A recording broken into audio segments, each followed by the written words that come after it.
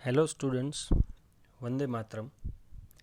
Last lecture में microbes का utilisation हम लोगों ने डिस्कस किया था सीवेज ट्रीटमेंट प्लांट के अंदर।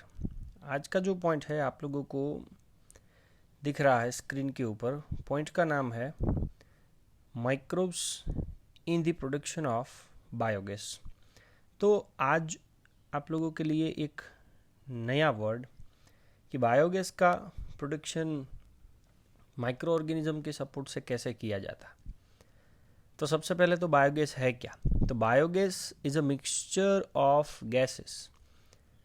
बहुत सारे गैसेस का मिक्सचर होगा, पर प्रीडोमिनेंटली सबसे ज़्यादा कौन सा गैस का कंसंट्रेशन उसके अंदर दिखेगा? मीथेन, मतलब CH4। इसके अलावा देखो तो कार्बन डाइऑक्साइड होगा, हाइड्रोजन हो सकता है, कभी कभार हाइड्रोजन सल्फेट का भी कंसंट्रेशन उसके अंदर मिलेगा। पर बायोगैस के अंदर मेजॉरिटी जो गैस का कंसंट्रेशन दिखेगा वो होगा मीथेन। दूसरी बात, ये बायोगैस जो है जनरेट होता है because of microbial activities. Microbial activities मतलब बैक्टीरिया की बात चल रही है। एंड ये माइक्रोबियल एक्टिविटी की वजह से जो भी बायोगैस हम लोगों को मिलता है उसको हम लोग यूज़ कर सकते हैं as a fuel.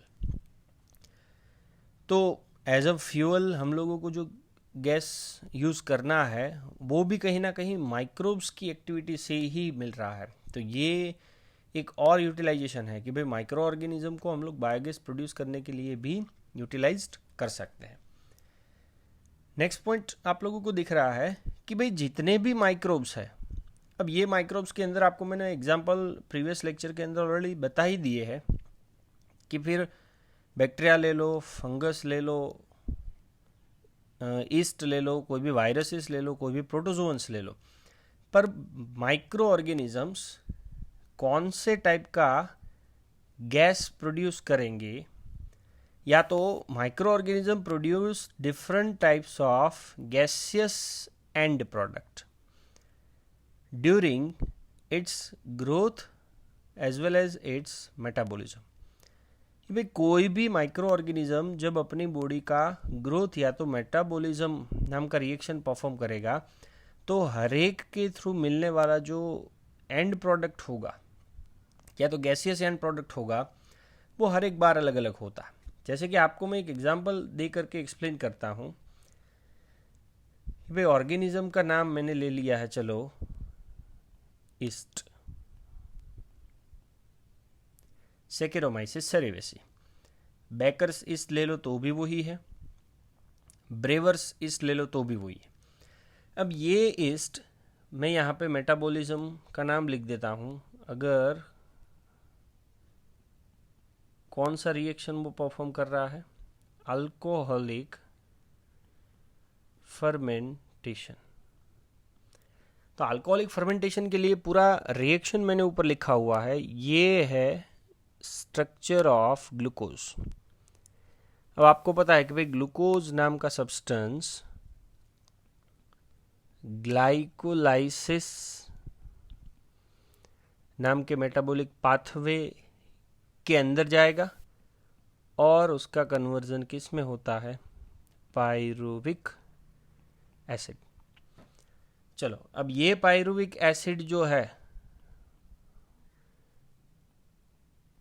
In the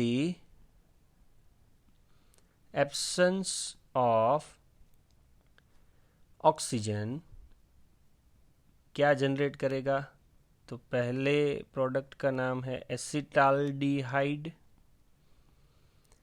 end जो गैस जनरेट कर रहा है आप लोगों को डायग्राम में दिख रहा है, इक्वेशन में दिख रहा है, कार्बन डाइऑक्साइड नाम का गैस। एंड जो एसिटाल्डिहाइड मिला है उसका अगर मैं रिडक्शन कर देता हूँ तो एसिटाल्डिहाइड का रिडक्शन करने के बाद एंड प्रोडक्ट मुझे क्या मिलेगा? इथेनॉल या तो अल्कोहल, क्योंकि ये फर्मेंटेशन ही था अल्कोहलिक फर्मेंटेशन। तो ईस्ट अगर अल्कोहलिक फर्मेंटेशन यूज़ करता है, परफॉर्म करता है, तो एंड प्रोडक्ट में गैस कौन सा मिला उसको? Carbon dioxide. ऐसे हर एक माइक्रो ऑर्गेनिज्म जब भी कोई ना कोई ग्रोथ या तो मेटाबॉलिज्म परफॉर्म करेंगे तो गैसियस एंड प्रोडक्ट अलग अलग होता है। ओके, अब नेक्स्ट पॉइंट ये है कि भाई कौन से टाइप का गैस जनरेट होगा, उसका डिपेंडेंस दो पॉइंट के ऊपर होता है. पॉइंट नंबर 1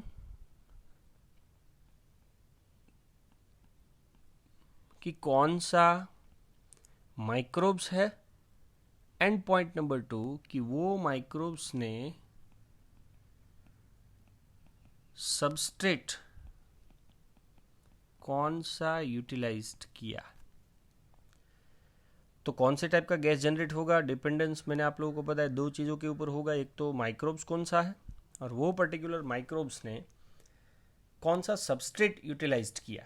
जैसे कि चलो मैं आप लोगों को एग्जांपल दे रहा हूँ कि भाई एग्जांपल में अगर आपको फर्मेंटेशन करना, किसका, fermentation of dough, idli dosa जैसे फूड बनाने हो तब, या तो आपको चीज़ का प्रोडक्शन करना तब, या तो आपको बेवरेजेस का प्रोडक्शन करना हो तब. तो ये तीनों के अंदर एक चीज़ कॉमन है कि भाई तीनों मेटाबॉलिक रिएक्शंस करने के बाद एंड प्रोडक्ट में कौन सा गैस जनरेट करता है, कार्बन डाइऑक्साइड. अब चीज़ आपको मैंने दो टाइप की बताई थी, पर आपको अगर ध्यान से याद हो तो एक चीज़ का नाम मैंने दिया था स्विस चीज़. वो स्विस चीज़ के डायग्राम भी मैंने आपको बताया था कि भाई बड़े बड़े होल्स होते हैं. तो ये बड़े बड़े होल्स कौन से गैस की वजह से होते हैं, बिकॉज ऑफ कार्बन डाइऑक्साइड. तो ये दो पॉइंट कहीं ना कहीं यहाँ पे प्रूव होते हैं कि भाई कौन से टाइप का गैस जनरेट होगा, उसका डिपेंडेंस होता है एक तो माइक्रोब्स, और दूसरा वो माइक्रोब्स ने कौन सा सबस्ट्रेट यूटिलाइज्ड किया. पर एक बैक्टीरिया ऐसा भी है जो बैक्टीरिया कैसे ग्रो हो रहा है, तो मैंने नीचे लिखा हुआ एनएरोबिकली. एनएरोबिकली ग्रो होना मतलब यहां पे मैं लिख रहा हूं विदाउट ऑक्सीजन. ऑक्सीजन न हो ऐसे एरिया में बैक्टीरिया ग्रो होता है, और कौन से मटेरियल को यूज करके, सेल्यूलोजिक, मतलब सेल्यूलोज. तो ऐसा बैक्टीरिया जो एनएरोबिकली ग्रो होता हो और सेल्यूलोज को यूज करता हो, they are able to produce a large amount of gases. और वो गैसेस के अंदर ज़्यादातर अमाउंट किसका होता है, मीथेन का, साथ साथ में थोड़ा बहुत कंसंट्रेशन कार्बन डाइऑक्साइड का एंड हाइड्रोजन का. तो एनएरोबिकली अगर कोई बैक्टीरिया सेल्यूलोजिक मटेरियल को यूज़ करके large amount of gases generate करता है जिसमें मीथेन, कार्बन डाइऑक्साइड और हाइड्रोजन हो, तो ये गैस के मिक्सचर को साइंटिफिक लैंग्वेज में क्या बोला जाता है, बायोगैस. तो ऐसे एनएरोबिकली सेल्यूलोजिक मटेरियल के ऊपर ग्रो होकर के ऐसे गैस जनरेट करने वाले बैक्टीरिया को साइंटिफिक लैंग्वेज में नाम दिया जाता है मिथेनोजन्स, या तो उसे कभी कभार साइंटिफिक लैंग्वेज में बोला जाता है मिथेनोबैक्टीरियम.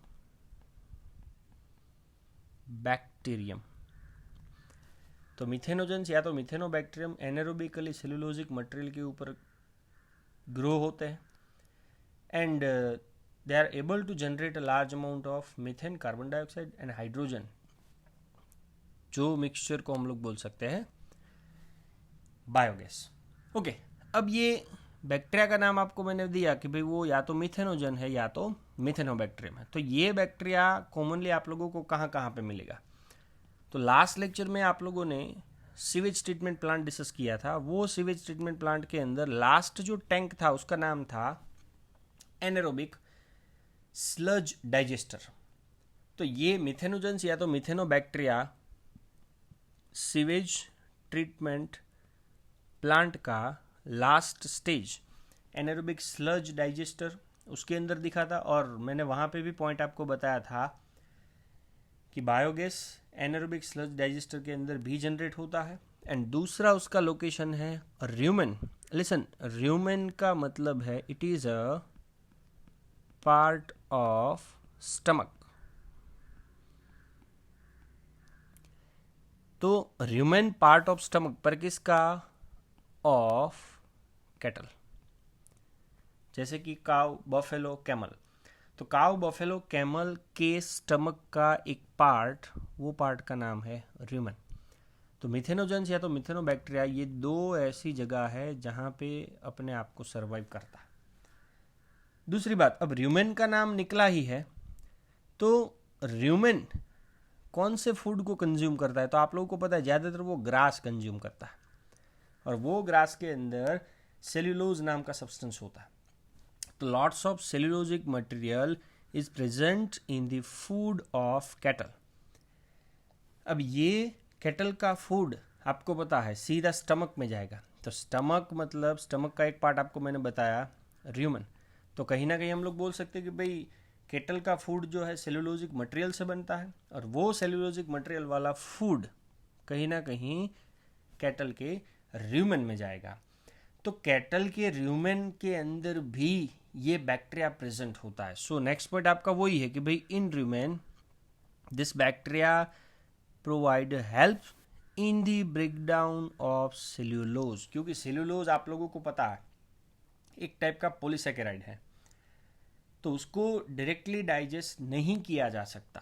तो उसको डाइजेस्ट करने के लिए ये सेल्यूलोज को तोड़ना पड़ता है, ब्रेक डाउन करना पड़ता है, और ये सेल्यूलोज को एनारोबिकली ब्रेक डाउन करने की कैपेसिटी आप लोगों को मैंने बताया कौन से बैक्टीरिया के पास है, उसका नाम है मिथेनोजेंस। तो सेल्यूलोज को ब्रेक करेगा, इसलिए हम लोग बोल सकते हैं it play a important role in the nutrition of cattle. चलो ये तो बात हो गई कैटल की, पर अब एक क्वेश्चन अगर मुझे पूछना हो कि भाई ह्यूमन के बारे में क्या ख्याल है, human body are able to consume the cellulose और नॉट, ये एक क्वेश्चन है कि भाई हम लोग सेल्यूलोज को खा सकते हैं, कौन सी चीज़ें हम लोग खा सकते हैं जिसे हम लोग डाइजेस्ट कर पाते हो। तो ह्यूमन बॉडी के पास ऐसी कैपेसिटी है ही नहीं जिसके थ्रू वो सेल्यूलोज को डाइजेस्ट कर सके। उसके पीछे का एक रीज़न कि भाई हमारे पास सेल्यूलोज को डाइजेस्ट करने वाला एंजाइम ना ही सेल्यूलेज है, या तो हमारे स्टमक के अंदर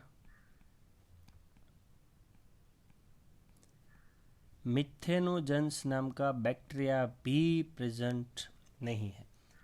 so because of this reason human body कभी भी सेल्यूलोजिक सब्सटेंस को डाइजेस्ट नहीं कर सकता। सो पहले ही मैंने बताया कि भाई र्यूमेन के अंदर अगर मिथेनोजेंस है तो ये मिथेनोजेंस कहीं ना कहीं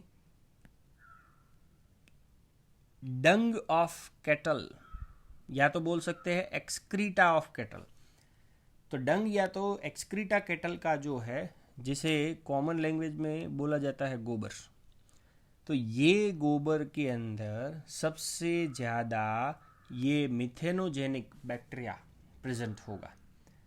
और शायद इसलिए आप लोगों को पता है कि भाई यही गोबर का यूटिलाइजेशन किया जाता है। So dung can be used for generation of biogas, और ये गैस जो गोबर की वजह से बनता है इसलिए उसको भी साइंटिफिक लैंग्वेज में एक नाम दिया जाता है, एंड वो गैस का पर्टिकुलर नाम है गोबर गैस।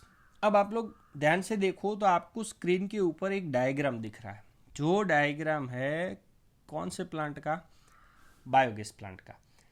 अब बायोगैस प्लांट के अंदर सबसे पहला पॉइंट ये है, ये जो मैं आपको मार्किंग करके दिखा रहा हूँ ये वाला। तो क्या करेंगे कि biogas plant consist of concrete tank, concrete से बनी हुई टैंक पहले तो हमें इनसाइड द सॉइल एक क्रिएट करनी है। तो वो कॉन्क्रीट से बनी हुई जो टैंक है 10 से 15 फीट या तो 3 से 5 मीटर की होनी चाहिए। तो ये 10 से 15 फीट या तो 3 से 5 मीटर की जो कंक्रीट की टैंक है, वो टैंक के अंदर ये यहाँ पे लिखा हुआ है डाइजेस्टर। तो डाइजेस्टर मतलब उसके अंदर सब क्या भरा होगा, तो उसके अंदर भरा जाता है बायो वेस्ट मटेरियल। तो बायो वेस्ट मटेरियल मतलब प्लांट का कोई भी वेस्टेज मटेरियल हो आप उसके अंदर डाल सकते हो। एंड दूसरा लिखा हुआ है उसके अंदर आप ऐड कर सकते हो स्लरी। लिसन, स्लरी का मतलब होता है, आप यहाँ पे देख सकते हो ये लिखा हुआ है, एक है डंग और दूसरा है वाटर। तो डंग को वाटर के साथ अगर आप मिक्स कर दो तो बनने वाले सब्सटेंस को साइंटिफिक लैंग्वेज में बोला जाता है स्लरी। तो पहले हम लोग यहाँ पे स्लरी बनाएंगे, ये पोर्शन में स्लरी बनेगा और वो बना हुआ स्लरी ये रास्ते से डाइजेस्टर के अंदर हम लोग एंटर करवाएंगे।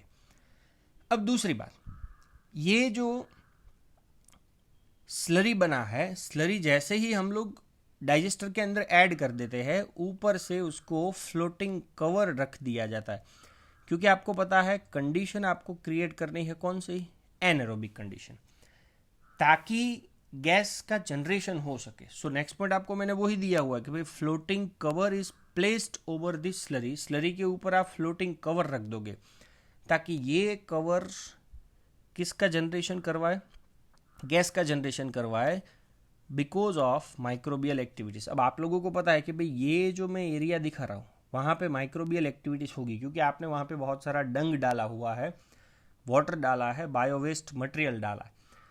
जो माइक्रो ऑर्गेनिज्म एनारोबिक कंडीशन में सेल्यूलोजिक सब्सटेंस के ऊपर काम करेगा ताकि गैस का जनरेशन होगा। दूसरा, आप अगर डायग्राम में ध्यान से देखोगे तो ये है गैस का होल्डर। अब समझ लो यहाँ पे एक्टिविटीज हुई और जो भी गैस ऊपर की साइड आता है वो गैस को होल्ड अप करने वाला, कलेक्ट करने वाला एक गैस होल्डर होता है। तो ये गैस में आपको दिख रहा है CH4, CO2 और तीसरा गैस आपको लिखना है वहाँ पे हाइड्रोजन। चलो, ये गैस होल्डर के अंदर गैस कलेक्ट हो गया।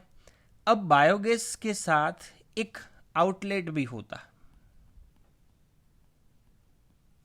जो आउटलेट का मेन फंक्शंस क्या है, तो वो आउटलेट एक काम करेगा कि भाई बायोगैस में जो भी गैसेस जनरेट हुआ है वो गैसेस को नियर बाय हाउसेस तक ट्रांसफ़र कर सके। और यहाँ पे रखा होता है एक वाल्व, जो वाल्व का काम है गैस के फ्लो को कंट्रोल करना, फ्लो कंट्रोल। ओके, तो नियर बाय हाउसेस के अंदर गैस को ट्रांसफ़र करने के लिए वहाँ पे पाइपलाइन होगी। तो ये पॉइंट दिख रहा है आपको, biogas plant has a outlet which is connect to a pipe to supply biogas to nearby houses. तो अब ये जो गैसेस कलेक्ट हुआ है तो वो नियर बाय हाउसेस के अंदर कुकिंग या तो लाइटनिंग पर्पस के लिए हम लोग यूज़ कर सकते हैं। चलो, अब कभी कभार तो ऐसा होगा कि भाई इसके अंदर जो भी स्लरी हमने भरा था वो स्लरी के अंदर शायद ऐसा होगा कि भाई मिथेनोजेनिक बैक्टीरिया का अमाउंट था वो कम हो गया। तो अब इसके अंदर भरी हुई जो भी स्लरी है वो हमें बाहर निकालनी पड़ेगी। तो ये आपको एक दूसरा रास्ता दिख रहा है, यहाँ से यूटिलाइज्ड होने वाले स्लरी जो है वो हम लोग निकाल लेंगे और निकालने के बाद उनको हम लोग यूज़ कर सकते हैं as a fertilizer, or we can say that as a manure within the agricultural areas. So utilized slurry is removed through the another outlet and are used as a fertilizers. Fertilizer बोलो या manure बोलो, दोनों एक ही word है। Okay, अब ये cattle का जो डंग है आप लोगों को पता है कि भाई ज़्यादातर लार्ज क्वांटिटी में अवेलेबिलिटी कहाँ पे होती है उसकी, रूरल एरियाज़ के अंदर। और वो रूरल एरियाज़ के अंदर ज़्यादातर अवेलेबिलिटी क्यों होती है, क्योंकि वहाँ पे कैटल ज़्यादातर पाए जाते हैं for the variety of purposes. जैसे कि तो कि भाई फार्मिंग के लिए या तो एनिमल हस्बेंड्री के लिए। तो ये दोनों पर्पसेस के लिए ज़्यादातर कैटल हम लोगों को विलेज एरिया में मिलती है और उसी की वजह से कैटल का डंग वहीं पे मिला जाता है। सो इसलिए ये जो बायोगैस जनरेट करने वाले सभी के सभी प्लांट होते हैं वो भी ज़्यादातर बिल्डअप होते हैं कौन से एरिया में, रूरल एरिया या तो विलेजेस वाले एरिया के अंदर। ओके, अब इंडियन गवर्नमेंट का भी इसके अंदर कुछ ना कुछ एफर्ट है. So technology of biogas production was developed in India mainly due to the effort of two institutes. कि भाई इंडिया के अंदर बायोगैस प्रोडक्शन की जो टेक्नोलॉजी है उसको डेवलप करने का main effort institute number 1 Indian agricultural research institute IARI, khadi and village industries commission KVIC. बहुत बार MCQs के अंदर इसके फुल फॉर्म पूछे जाते हैं. क्लियर? तो ये हमारा पॉइंट यहाँ पे कंप्लीट होता है कि भाई माइक्रो ऑर्गेनिज्म का यूटिलाइजेशन बायोगैस का प्रोडक्शन करने के लिए कैसे हम लोग कर सकते हैं. Thank you very much. जय हिंद.